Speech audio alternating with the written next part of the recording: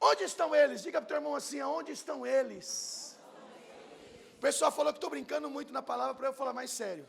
Quando eu falava mais sério, o pessoal mandava eu brincar mais. Então não dá para entender o que vocês querem. Quando eu era muito sério, o pessoal falava assim, muito sério, tem que brincar mais. Agora eu brinco bastante, pessoal, estou brincando muito. Onde estão eles? Olha para o teu irmão e fala assim, onde que estão eles?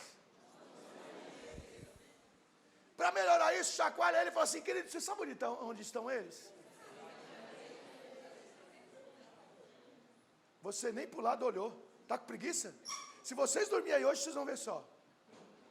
Tem uma filmagem sua aí, filha. Semana passada, dormiu que nem um bebê, hein? Te detonou, viu? Mas estava aqui, né, filha? Ó, chacoalha seu irmão assim e fala assim, onde estão eles, papito? Valéria, chacoalha o Edson aí e fala assim, você sabe onde estão eles? É. Abra sua Bíblia em Marcos capítulo 14. Marcos capítulo 14.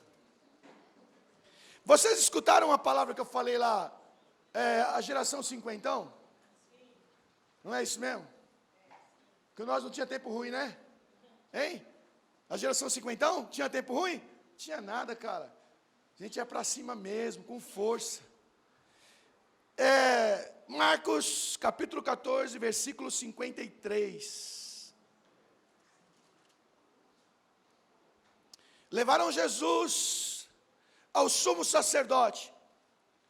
Então ajuntaram-se todos. Ajuntaram-se quem?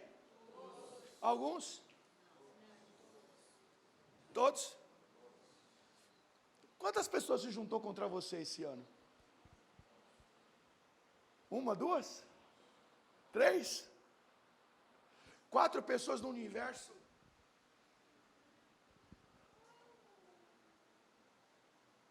Né? No universo tão grande. Talvez 3 pessoas? 4. Aqui a Bíblia diz que se juntaram todos. Ou está errado o que eu li, pastor Paulinho? Se juntaram-se alguns? Daqueles 50 que tinha lá, se juntaram 3. Se juntaram todos os principais sacerdotes, os líderes religiosos e os mestres da lei. Quando você vê lá líderes religiosos, mestres da lei, coisa boa não vai sair daí. Porque Jesus nunca foi da religião. Jesus era da vida. Jesus era o príncipe da paz. Ele nunca se envolveu com religião. Ele era vida. Ele era e é a porta. Pedro seguiu de longe até dentro do pátio.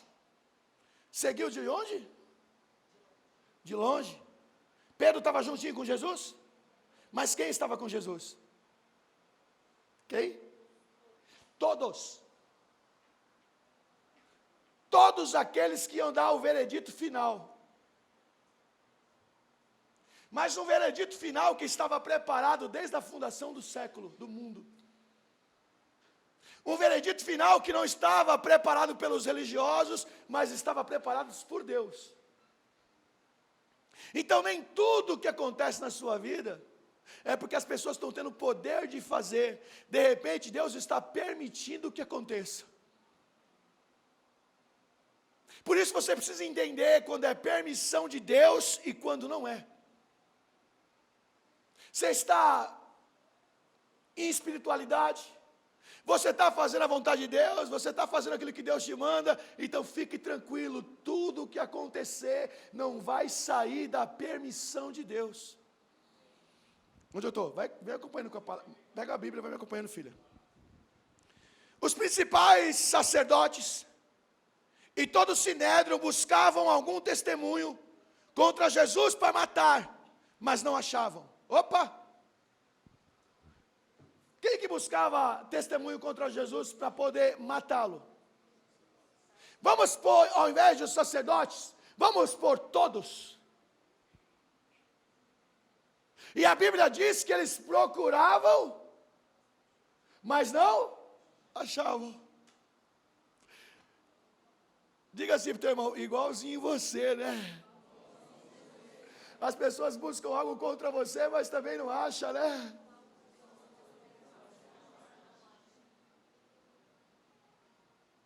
Eles buscavam algo contra Jesus e não achavam. Não conseguia ter nada que recriminasse o Cristo. Onde eu estou? Muitos testificavam falsamente contra ele.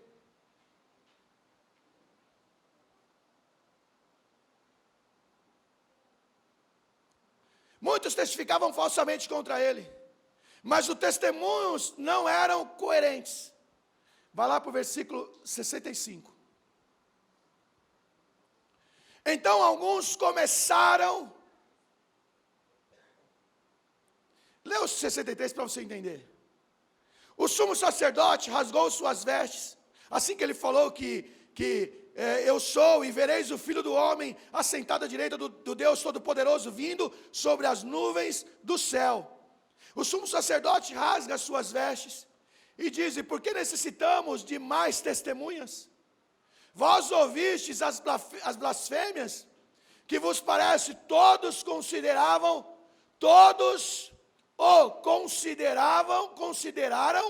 réu de morte. Quantos consideraram Jesus réu de morte? Todos. Aí diga para o teu irmão assim: e você está preocupado com alguns? Você desanima por causa de alguns? Jesus, ele estava sendo condenado por todos ali. Mas isso não tirou a grandeza dele, e nem o seu chamado. Esse para a gente encerrar aqui essa parte. Então, alguns começaram a cuspir nele, a cobrir-lhe o rosto, e dar-lhe murros, e dizer-lhe: profetiza. E os guardas o levaram e davam-lhe bofeteadas. Abra sua Bíblia em Mateus, capítulo 26. Mateus capítulo 26, versículo 67. Aqui nós estamos dizendo que Jesus começou o sofrimento dele, não é isso? E todos se viraram contra ele, cuspiram, esbofetearam. E quem estava olhando de longe? Pedro. Alguns discípulos, como João, alguns dizem que ele conseguiu entrar. Mas a maioria dos discípulos fizeram o quê? Deram o pé, fugiram. Por que eles fugiram? Porque eles tiveram medo.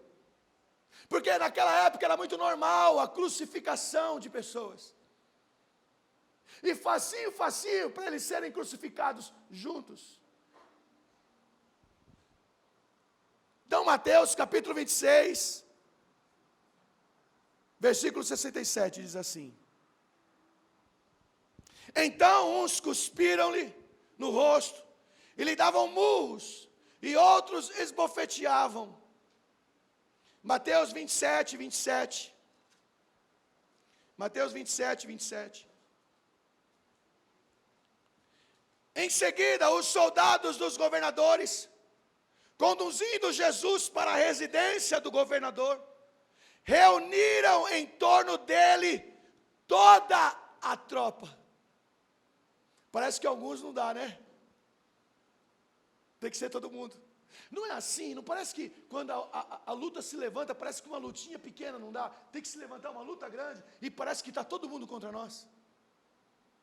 Não estou falando daqueles que estão em pecado não, porque pecado é outra coisa, querido. Estou falando de gente que está na vida com Deus e parece que tudo está contra ele. Onde eu estou, Prê? E despindo, cobriram com um manto vermelho, e fazendo uma coroa de espinho, puseram-lhe em sua cabeça. Na mão direita puseram uma vara, e ajoelharam-se diante dele, e zombavam, dizendo: salve o rei dos judeus. E ele falava alguma coisa, ou ele estava mudo?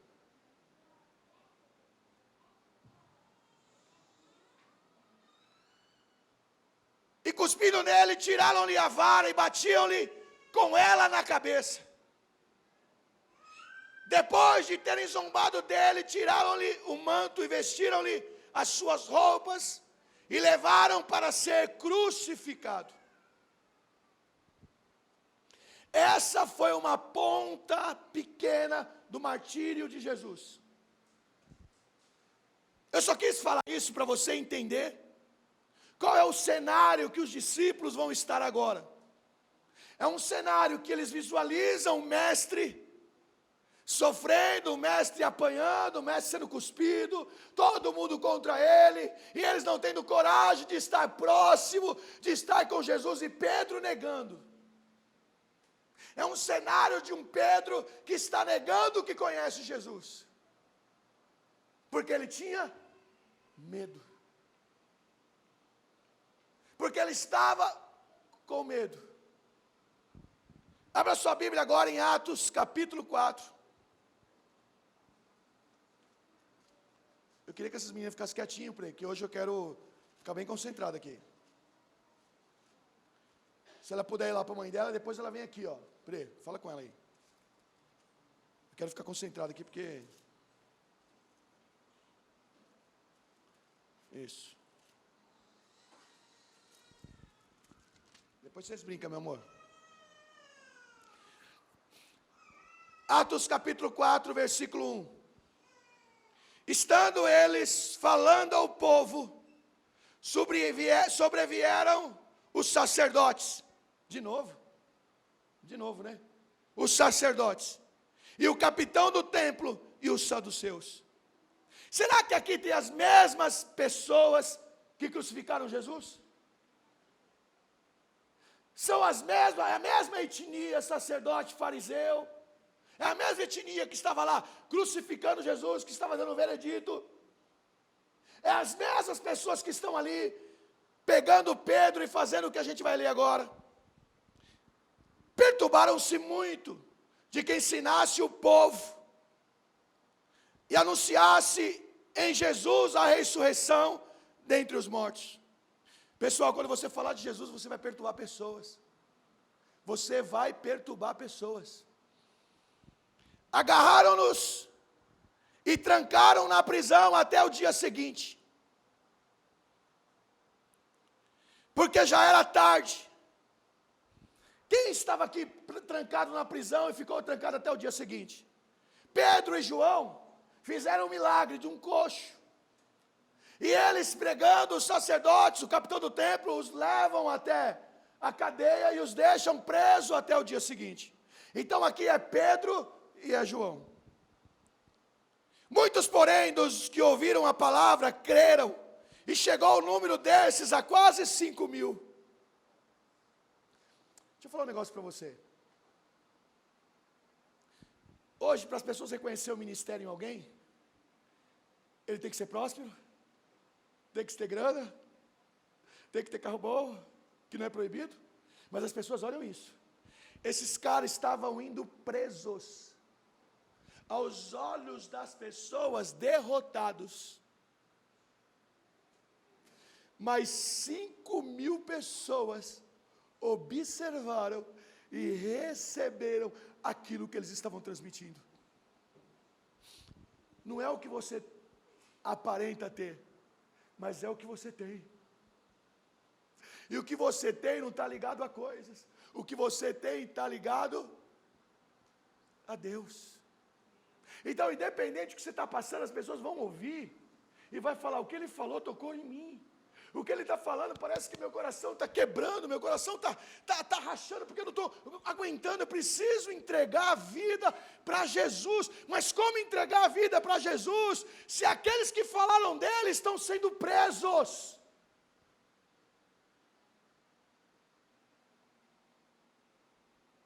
Às vezes você não está passando um bom momento, como pregador. Às vezes as coisas não estão acontecendo do jeito que você queria, mas é exatamente do jeito que Deus quer, porque a glória e o poder não está em você, está naquilo que tem que estar dentro de você, que é o Cristo. Então diga para o teu irmão: você não precisa estar bem para os outros. Deixa eu falar um negócio para você. O que o coach faz hoje numa palestra? O que ele faz? Ele motiva as pessoas. Como que ele motiva as pessoas? Você chega, você pode, você é isso, é sempre você. O cara está pregando, não sei se pregou 40 minutos, não sei se pregou 1 hora. Eu sei que interromperam a pregação dele e o levaram preso. Se o levaram preso, tinham poder para isso. Jesus podia não permitir que eles fossem presos. E se Jesus não permitisse que eles fossem presos, Pedro e João não iam ensinar para nós a grande lição que ele vai ensinar aqui. Por isso, tudo que Deus permite e tudo que Deus propõe que você passe, será de ensinamento para você e de ensinamento para o próximo. Pedro e João olham os saduceus, os fariseus, e eles talvez reconheceram o rostinho de alguns deles. E eles lembraram de quem?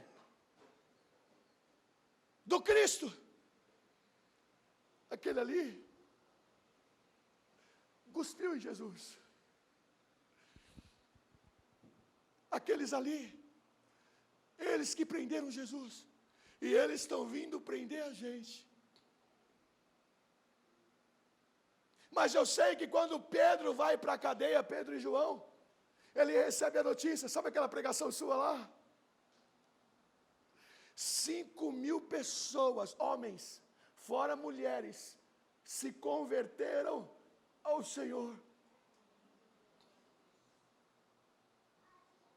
Então, nem sempre quando as coisas não estão dando como você gostaria, não quer dizer que Deus não está operando. Nem sempre quando as coisas não estão acontecendo da forma que você acha que tem que acontecer, não quer dizer que Deus está operando. Deus, Ele opera de muitas e muitas formas. E na maioria das vezes nós não entendemos a maneira que Ele deveria operar. Porque Ele deveria deixar Pedro e João lá, para Pedro e João testemunhar, e Pedro e João glorificar junto. Mas Pedro e João vai passar uma noite na cadeia. E eles vão ter a noite inteira para pensar no quê? No quê? No rosto que eles viram, que mataram Jesus. Ou eles terão a noite inteira para pensar, 5.000 pessoas.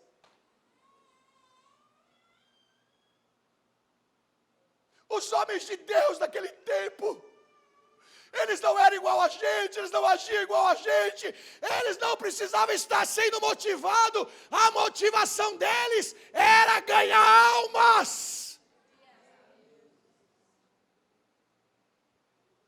A motivação de hoje está ligada a ter carro, está ligada a ter casa com piscina, está ligada a morar em mansão, mas a nossa expectativa não está aqui. É proibido ter isso? Não.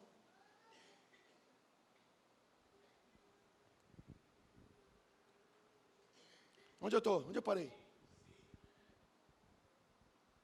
É 4, né? 4, 5. No dia seguinte, reuniram-se em Jerusalém suas autoridades, os líderes religiosos e os mestres da lei. Está acontecendo de novo o que aconteceu com o mestre. Diga para o seu irmão, é melhor não servir a Deus então. Está acontecendo as mesmas coisas conosco que aconteceu com o mestre.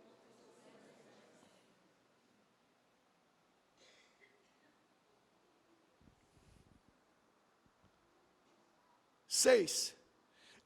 Anas, o sumo sacerdote Caifás.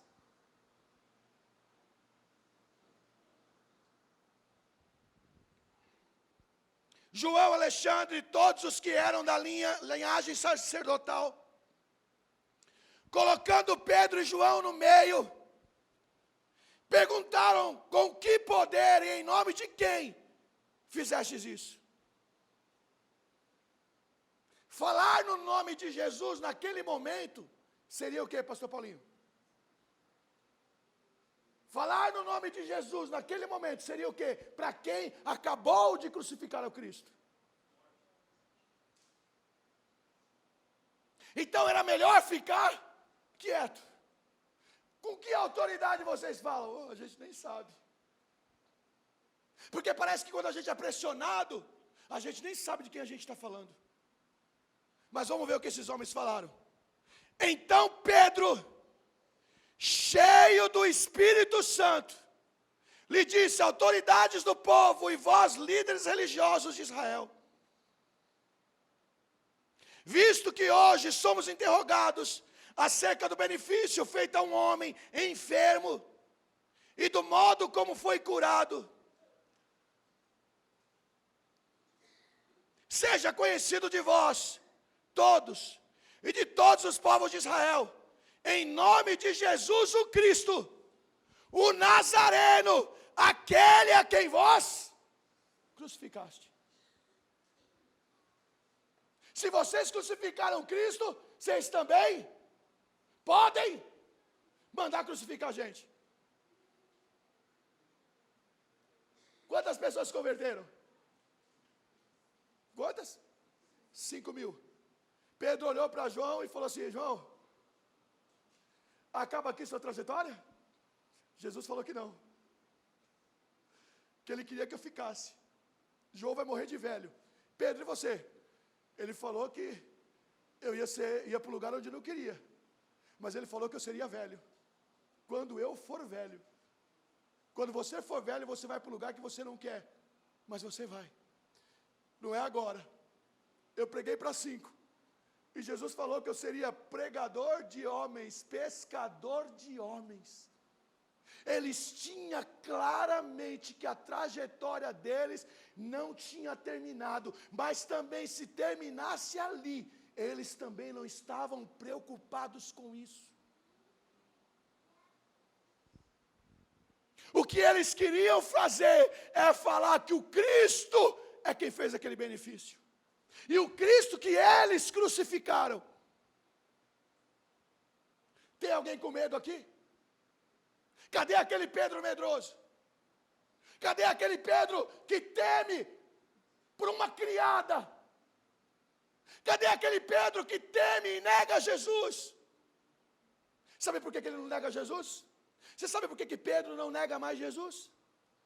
Mas não nega Jesus para qualquer um. Não nega Jesus para quem tinha realmente o poder de crucificar eles. Sabe por quê? Porque a Bíblia diz que eles estavam cheios do Espírito Santo de Deus. Sabe o que acontece? Nós às vezes ficamos negando Jesus nas nossas atitudes, no nosso comportamento. Sabe por quê? Porque nos falta ser cheio do Espírito Santo de Deus. O Espírito Santo está bem longe. Por isso nós não conseguimos parar de negar Jesus com as nossas atitudes e com os nossos comportamentos. Presta atenção que eu vou falar para você aqui. Na cabeça de Pedro, quando ele vê esses caras, ele pensa logo em quem? No mestre. Mas aqui é o mesmo Pedro? Não é. Agora, por que a gente passa anos e entra anos e nós continuamos os mesmos? Continuamos negando Jesus com as nossas atitudes, continuamos negando Jesus com as nossas palavras, continuamos negando Jesus no aperto, na dificuldade. Mas eles olham para o sumo sacerdote e se levantam cheios do Espírito Santo. E diz para eles: ó, nós estamos falando em nome daqueles que vocês tiveram poder para crucificar. Mas em nós não tem mais medo, não temos mais medo. Sabe por quê? Porque nós estamos cheios de motivação. Porque nós estamos cheios de grana no bolso. Porque nós estamos cheios. Do que mais? O que fala muito hoje? Meu filho? De prosperidade. O que mais? Fala alguma coisa que o pessoal falou hoje? De conforto. Mas eles dizem assim, ó: nós estamos cheios do Espírito Santo de Deus. Onde eu estou?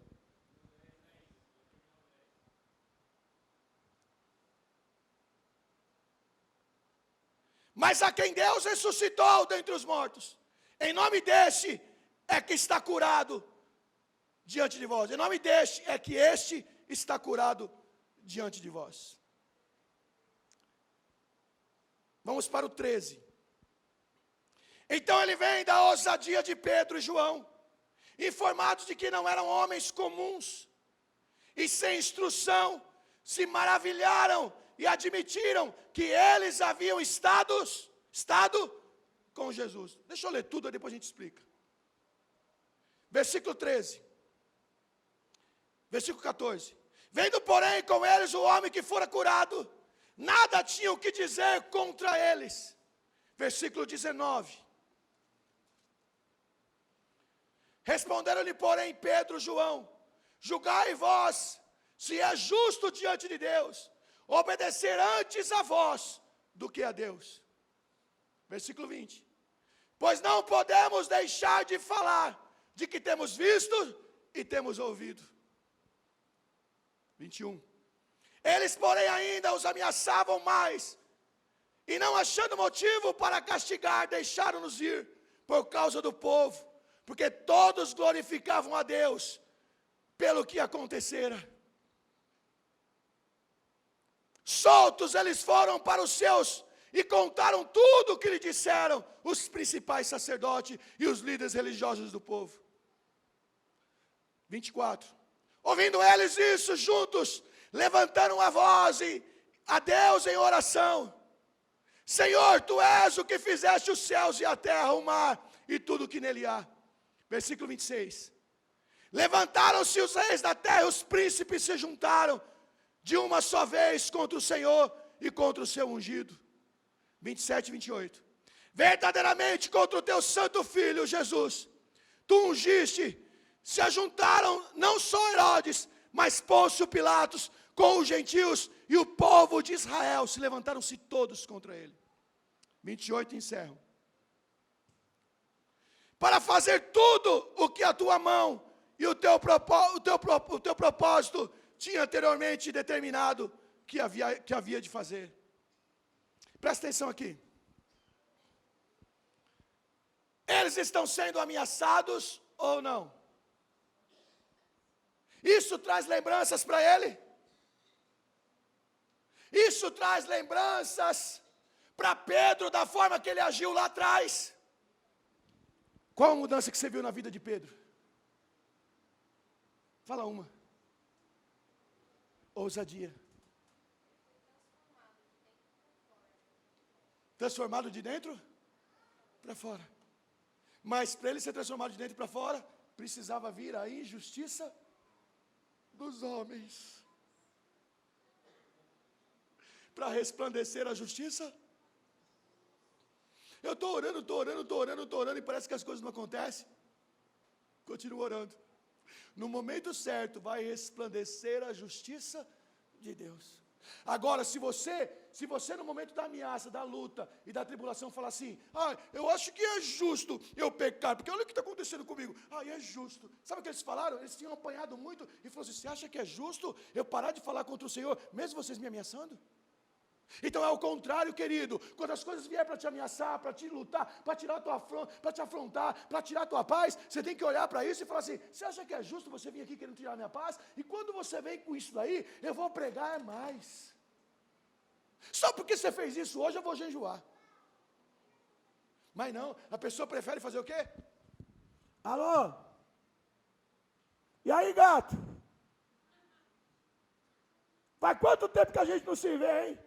Sabe aqueles WhatsApp que você está mandando para mim? WhatsApp, zap? Você quer sair comigo ainda? Hoje à noite eu estou com tudo. E a gente nunca sai do patamar de injustiça. Então fale assim, é justo que eu faça isso contra Deus? É justo que eu tenha esse tipo de postura? É justo que eu peque contra o Senhor depois de tudo que Ele me fez? Acaba aqui agora.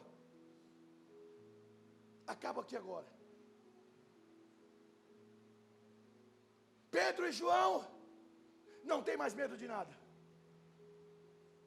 Sabe por quê? Porque a Bíblia diz o seguinte, avisou eles: vocês um dia vão ser presos. Não se preocupe com o que vocês vão falar. Porque o meu Espírito Santo vai falar através de vocês e por vocês. Diga para o seu irmão, está com medo do que, santa? De saber o que vai falar? De saber como vai agir amanhã? Fica tranquilo, o Espírito Santo vai te conduzir.